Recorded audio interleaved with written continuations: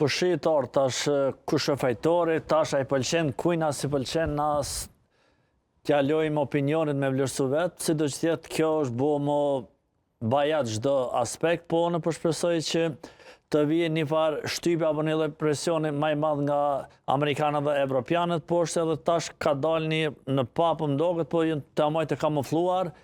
që Zoti Lima mund të jetë në mënyrë hipotetike po foli, s'ka kur gjë të konfirmuar, mund të jetë në listën e zës të shëbave dhe e kanë thonë miqët të mënyrë variantat e tyre që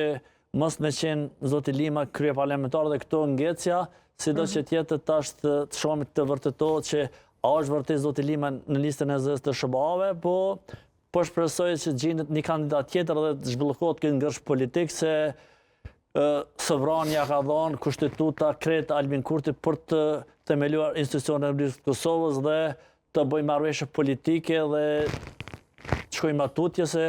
edhe popullata se meriton këtë ngërsh dhe e dim shumë mirë se Kosovën e presin shumë punë, ka shumë sfida dhe po shpresoj që një tarmë shumë të shkurtë mos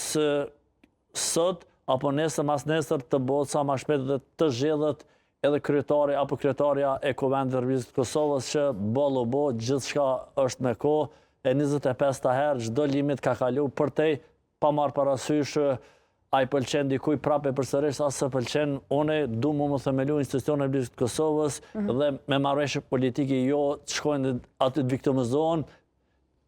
paktën të sulmojnë njëri tjetrin, po unë po shpresoj që një presion më i madh e përsëris prapë t'ju vije edhe opozitës, për edhe Zotit Kurtit, po fajin e ka kryesor Albin Kurti dhe Lëvizja Vetëvendosja.